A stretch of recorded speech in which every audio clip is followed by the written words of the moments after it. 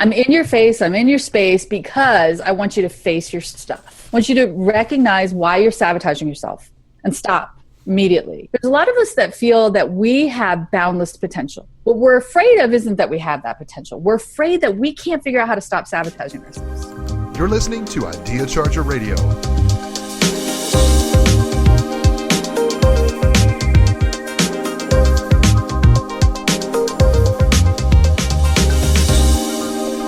Hey there, Success Chargers. It's Scott. Welcome back. You're here for episode, we're already on 44. We're rocking and rolling. It's summertime, so you've probably noticed we took last week off for the 4th of July holiday. Hope you had a great time with your family, your friends, your loved ones. If you're here in the U.S. and if you're around the world listening to us, we hope you enjoyed the weekend too. Sorry we took the week off and forgot to tell you, but hey, we're back. And if I got a real treat for you today, because I've got somebody that I think you're really going to love hearing her story. And learning about how she built a consulting practice in a quite successful way using a lot of the same techniques that we've been talking about here on the program, and a lot of things that will be included. I'm currently wanted to let you know I'm in development of a new program. Several people have indicated that they have an interest in learning a little bit more about podcasting.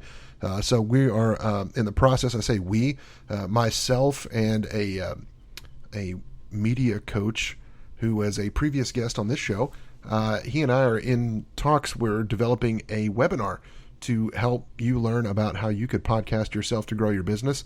And as you'll hear from our guest, Coach Jennie, today, it's one of the strategies that she has used to help her build her practice as well, to the point that she was able to make a very significant change in her business without interrupting what was going on. So I'm sure you'll be curious to hear about what's going on there. Hey, also, I want to remind you over at the YouTube channel, that'll be YouTube at cooksieconnects.com. I think we'll get you there. And it will we'll have the uncut, full, unedited version in video of the interview that you'll hear today. So you'll want to stop by and check it out. And hey, do me a favor. If you like the program that you hear today, share it with a friend. All right? That's all I'm asking. Just share it with somebody. Play it for them. Send them a link. The easy way to get them there, iTunes.successchargerpodcast.com. And we'd love it if you'd stop by and leave a comment for us either on the Facebook page, which is under the same name, Success Charger Podcast, or stop by ideacharger.com and let us know you said hi. So I'm going to get out of the way, and here's the interview. Enjoy getting to know Coach Jennie as she introduces you to a host of characters and fun. Hope you enjoy it.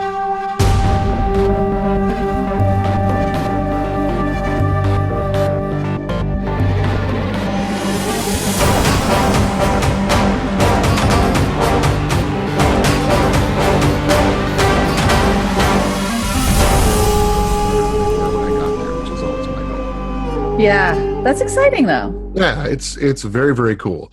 So we're sitting here today with Coach Jennie. Jennie, your business has gone literally from coast to coast, right? Yes. When we first started talking, you were an East Coaster. Now you're over on the left coast. What's been going on in your business? What's going on in your world? Introduce yourself to the Success Charger Nation. Thank you so much for having me. So I'm Coach Jennie. Jennie Mustafa Julak is a ridiculous name, so everybody calls me Coach Jennie, and I'm the Audacity coach. And you're right, I just moved from Brooklyn, New York to Los Angeles, basically to Echo Park, which is Brooklyn, Los Angeles. So I didn't really make much of a change except the weather. And I did that last year. I've been in this business almost 10 years, September 1st. Realize that. Years. A decade. I know, dun, dun, dun. So that's really exciting. And that's why I'm launching my book the same date, because I guess I'm a little bit of a nostalgia seeker. In a nutshell, what I do is I help people who are on the brink of something spectacular get out of their own freaking way and make it happen. I love it.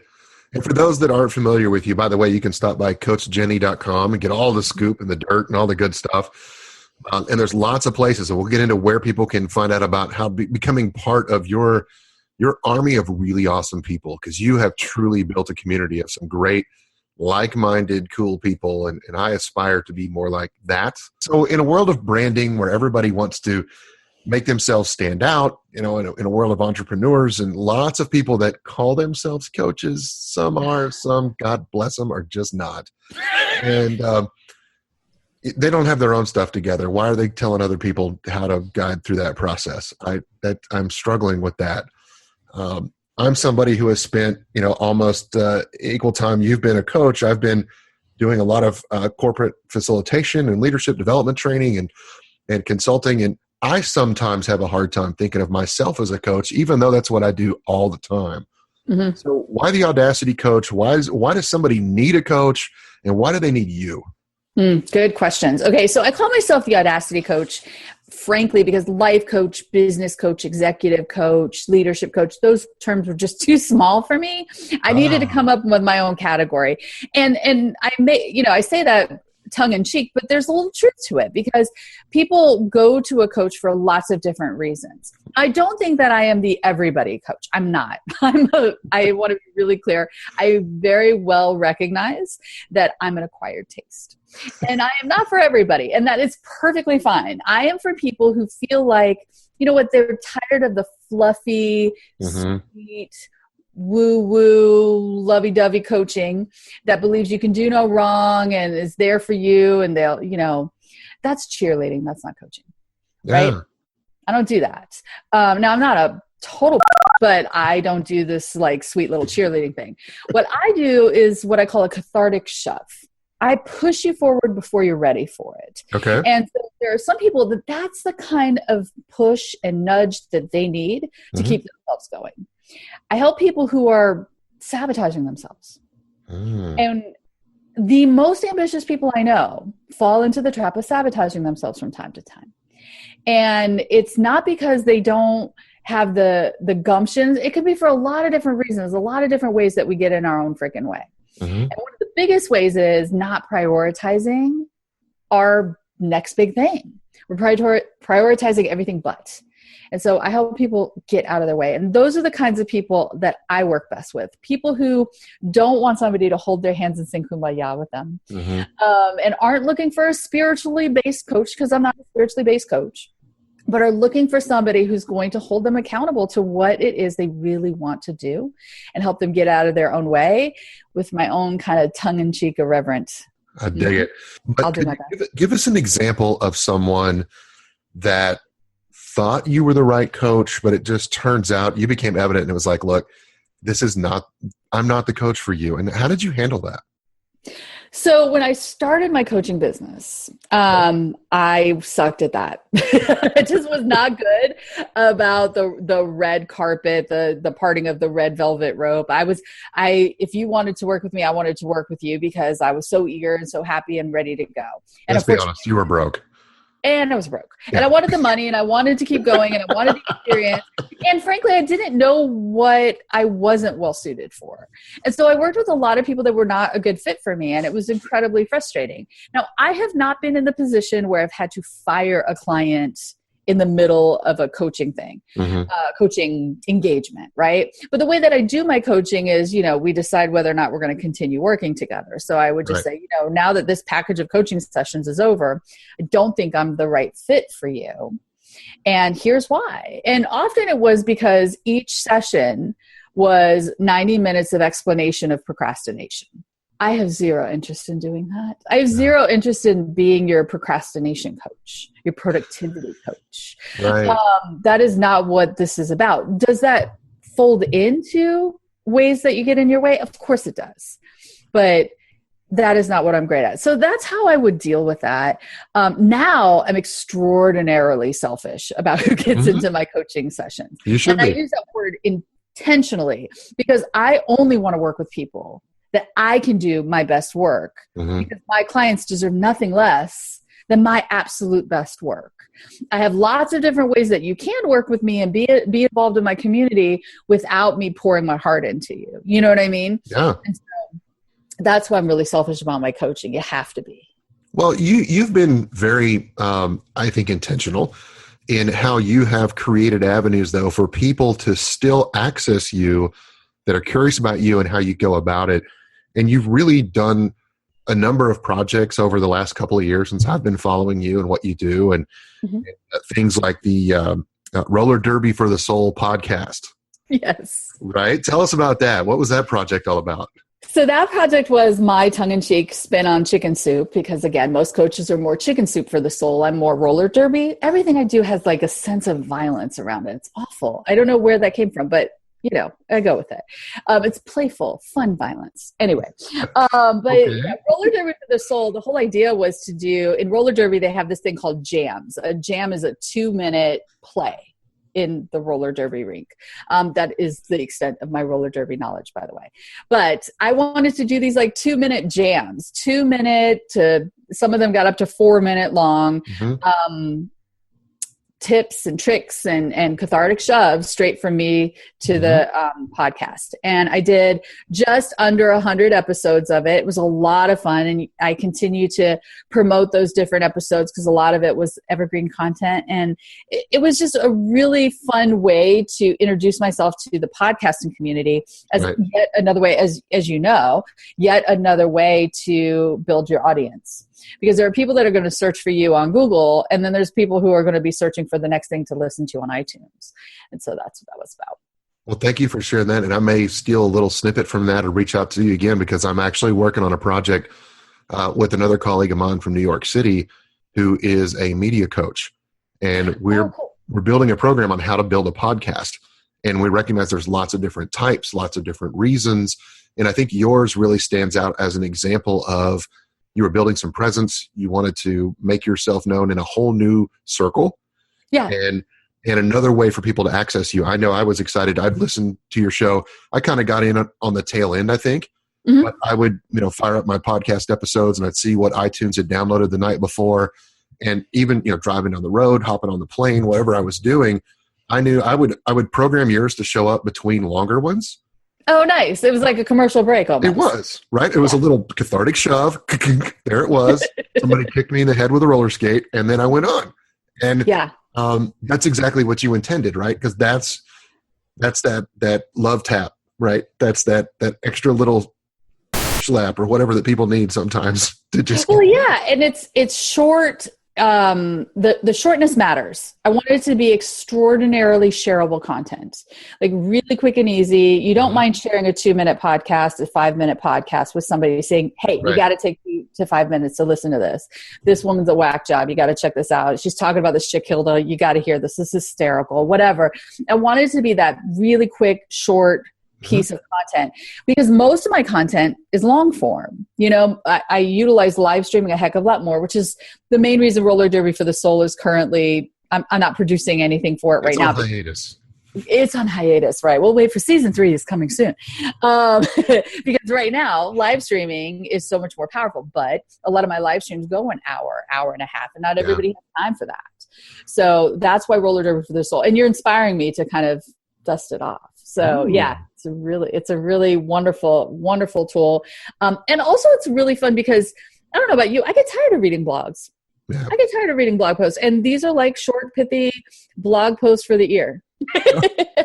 I love what you're doing though, to leverage, you're willing to try and experiment lots of different ways, particularly for that one-to-many reach. So you've leveraged platforms. You helped me get introduced to Blab, which I've used to do some of the interviews for this program, occasionally just to jump on and say, hey, what's going on? Today we're experimenting with Zoom.us, which is another platform that is fantastic and a little bit more private.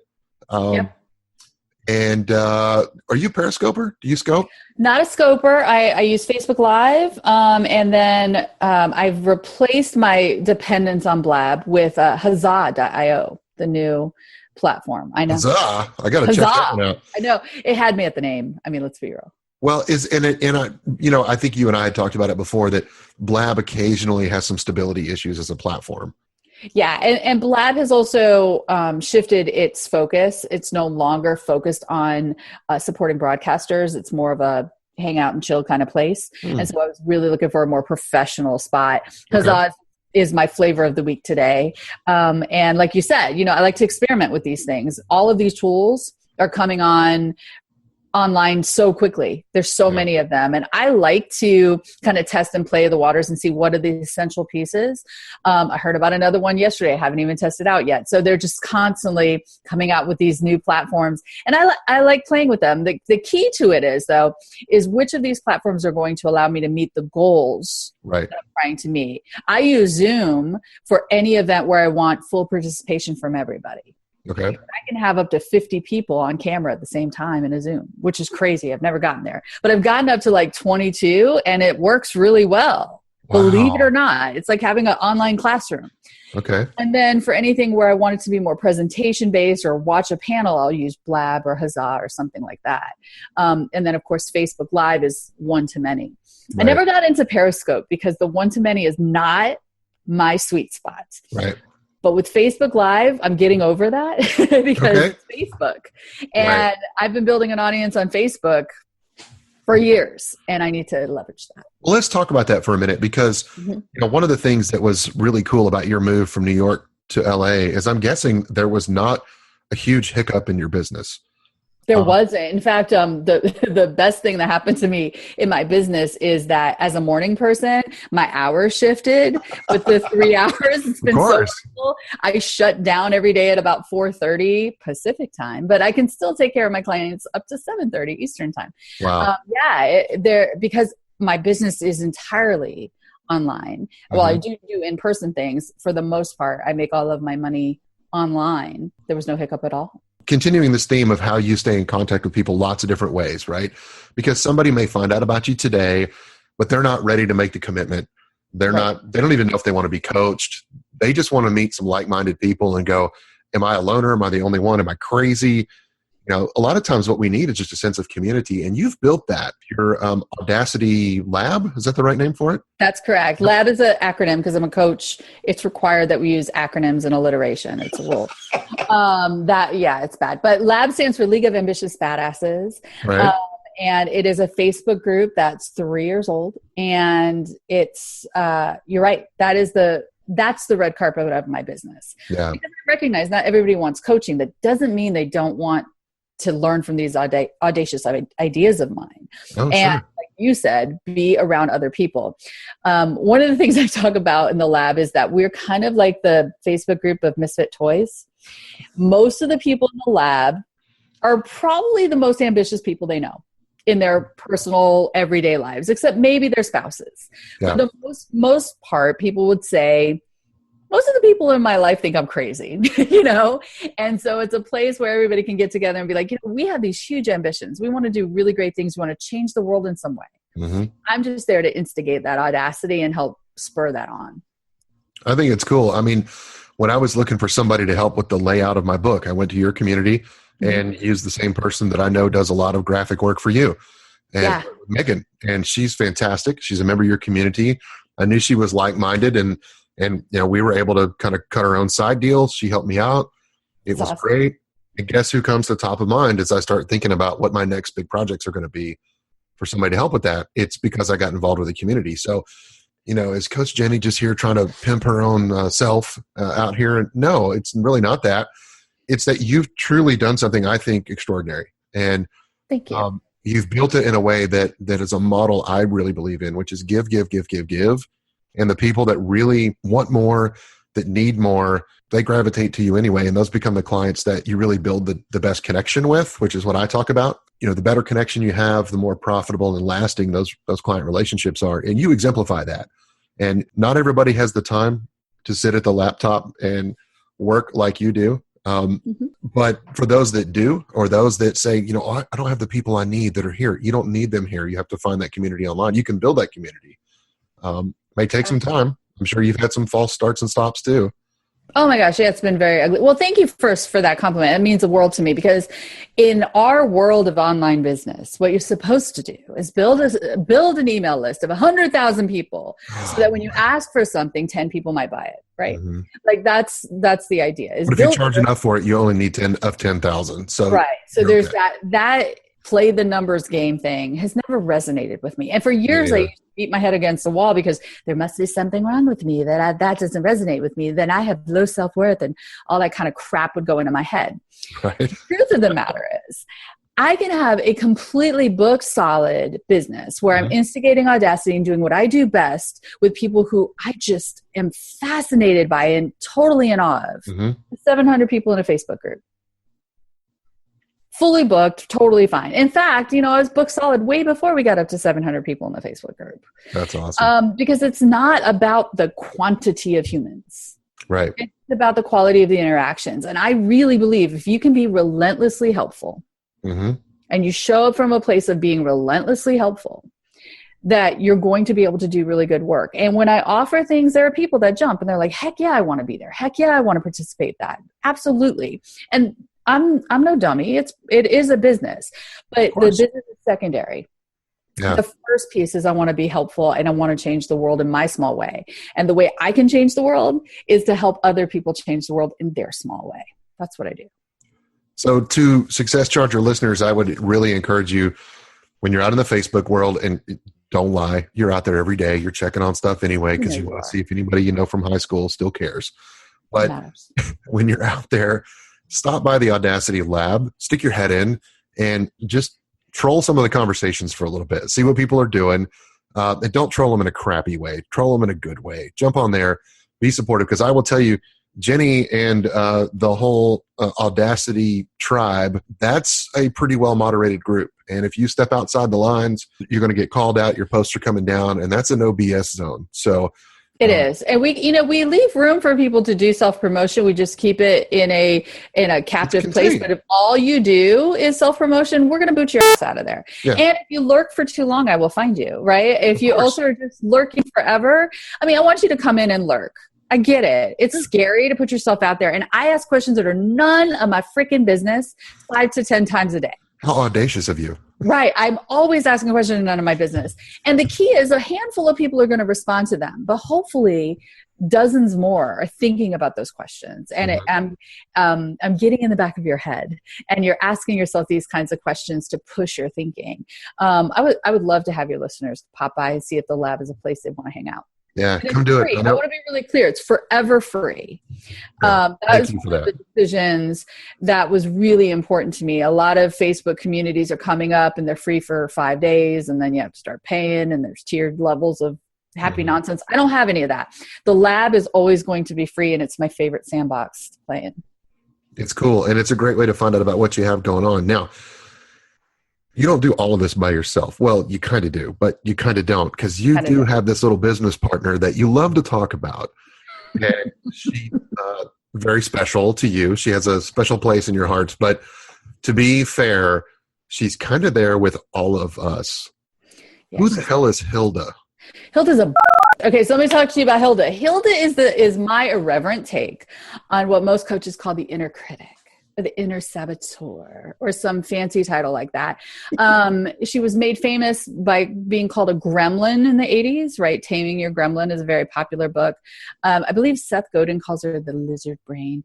There's all these silly names. I like to humanize her. And that voice in the back of your head is the voice that tells you you suck. The voice whose sole job is to keep you thinking as small as possible so you never make her uncomfortable. I call her Hilda because it's the most ridiculous name I could think of when I named her. About 50% of my clients call her Hilda as well because it just freaking works. And then the other 50 name her something else. And then of the guys, which I did the math because I'm a dork, 14% of my clients in the last 10 years have been men. And about 50% of them have stuck with the name Hilda. But it's also been called Heinrich and Herman. And Heinrich. Ooh, that sounds evil. I know. I don't know why there's like a German thing. I don't know. But anyway, there's something happening there. But anyway, that is the name of the inner critic. And it is a goofy take on purpose. Right. So you got Hilda as a goofy take. It's kind of a tongue-in-cheek deal, but her issues are very real. She's very much in our heads. And so one more way, and you mentioned it earlier, one more way that you're bringing Hilda to the world and providing some of your guidance is through your new book project. Can you tell us about that? I know September 1 is a big date for you. It is. It is. So I have thought this for years. Did not want to be known as the Hilda coach, people. I want to be the Audacity coach. But Hilda is the stickiest piece of content I've ever created. Everybody just loves to hate Hilda. And so I'm writing a book on Hilda, and it's coming out September 1st. It'll be on Amazon in print and ebook, and damn it if I figure out how, it'll also be available on Audible. But apparently that's harder than I thought it would be. So we'll see if it makes it day one. It's very exciting, and I'm going to be unpacking the 4 different BS beliefs that Hilda tries to convince you of. And the different personas she takes on. So how do we, are you taking pre-orders yet for Hilda? Not quite yet. Pre-orders start on August 22nd, but if you want to stay informed, you can go to hildathebook.com and you can subscribe and you'll start getting the skinny on Hilda right away. The very first email you get is the preface of the book. And the preface of the book was written by my Hilda. And it's literally her telling you how many different ways she tried to sack me from writing this book. It's That's quite hilarious. Funny. I'm very amused by it. That's fun. What a fun take, and I'm looking forward to this. I really am. Now, people also can get hold. Are you still doing your monthly newsletter too, The Shove? The Shove, yeah. So it's actually a weekly. You get it every Sunday afternoon. Afternoon. Weekly. Time. See, yeah. What I know. Yeah, it's all good. The Shove is a weekly, and you can sign up for that at the bottom of any page at CoachJennie.com. Because that's what you do. It's what you do. You make it easy. Wow, this has just been great. I've been having fun just unpacking all of this because I will tell you, I've gone out and done several blabs, and if you've seen me online, when you're online and you've got a free minute, you always pop in. We give you a little what over in the corner if I'm doing one. I haven't done as many blabs lately, but when I'm out there and checking in on them, but I know that you and I just from time to time just kind of throw a little encouragement, a little high fives, fence or something, wherever we are. And I've had a good time just getting to know you and learn more about your business and how you do it. You're an inspiration for many. You're somebody people should really pay attention to because you've got a real authentic, and I hate that word, but I haven't found a better one yet. Yeah, I hear you. But it's a very authentic take, and you're just you. I mean, you know what? I can appreciate it. I remember early in my career, before I was doing a lot of facilitation and workshops, I was working as a speaker, or I was working toward that, just doing public speaking. And I went, like many people do, to a Toastmasters club just to polish up on the skills and learn some of the basics that I maybe hadn't just intuitively come to me. And one of the things I had to do was I had to tell my club, okay, give me some real feedback. Yeah. I don't want to hear one more time, well, you're better than I was when I started. Great, but I want to be awesome. I want to do this for a living. I want to so take the gloves off and give it to me. Punch me in the nose, Right. And beyond just counting my ums and ahs. Correct. Don't give me something superficial. And I think that brings it full circle back to what makes you different as a coach. And I'm not saying you punch people in the face, but I don't. But I know that if I was going to get on the phone with you this week, or we were going to do a session online, and I knew you were going to ask me the one thing I didn't want to talk about, I would probably do something to move the needle. Exactly. And that's the whole point. I'm in your face. I'm in your space because I want you to face your stuff. Mm-hmm. I want you to deal with your stuff. I want you to recognize why you're sabotaging yourself and stop immediately. And there's a lot of us that feel, and this is why this book is so important to me. There's a lot of us that feel that we have boundless potential. We're on board. We read that Marianne Williamson quote. We believe it. We're on there. What we're afraid of isn't that we have that potential. We're afraid that we can't figure out how to stop sabotaging ourselves. And I am an expert in self-sabotage in every sense of the word. Okay? I know it personally. Everything that I'm talking about in the book, I've sabotaged myself too. We've all freaking been there. And all we have to do is have somebody who's willing to say, look, I get it. It's hard. And your point is, right? And push you anyway. And that's really what I do in a nutshell. That's awesome. All right. So here at the end of each interview, I've got a couple of questions I like to throw out there, something we call the lightning round. Okay. I'm nervous. Bring it. Don't be nervous. Nobody's ever gotten injured in the recording of these questions. But they're fairly simple. But these are words that I think get overused. I think they're words that can be scary. And I think that people don't understand what it means to be behind those words. So let me ask you this. What is success? Oh. Knowing what you want and doing everything you can to go for it. What is happiness? Happiness is a feeling that is one of many, many feelings. And it's something that comes and goes with please, but it's also something you deserve. You deserve to be extraordinarily happy. So go for it. All right, the final question. You're stuck somewhere. It's just you. You're hanging out. Maybe you have a laptop so you can still make some money doing your coaching sessions, but you are going to be somewhat limited, and you can only take one musical album with you to be your soundtrack to listen to for the rest of your life, what one album do you have with you? What's the one? Can it be like a compilation of Beatles music? Because I don't think I can pick just one album. Can it be like one of their later, they've just released maybe one from the Beatles? How's that? All right. Since you narrowed it down to a band, because people have been cheating on this question lately, and everybody wants to just build a playlist, right? Oh, no. Okay. No playlist. I like yours. So you would take, say, a broad spectrum, maybe a box set of the Beatles. Box set of the Beatles. All right. We'll let you have it. We'll let you. Okay. What's notable Beatles tunes that kind of pump you up on a bad day? Eleanor Rigby. I know that's a very strange choice, but it's so, you can't not sing along to Eleanor Rigby. Wow, that's interesting. Wow. That wouldn't be the first one that came to my mind. Right. Well, you would think of like the songs that have the, message very and poppy and, It's not really about that. It's more, if I'm singing along to a song, guess what I'm not doing?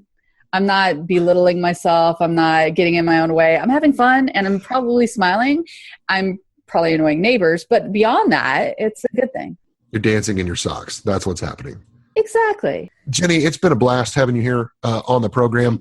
I'm going to encourage you folks. I'm going to put some links up in the show notes about a couple of places that people can find you. But most importantly, just go to CoachJennie.com. Go find the Audacity Lab on Facebook.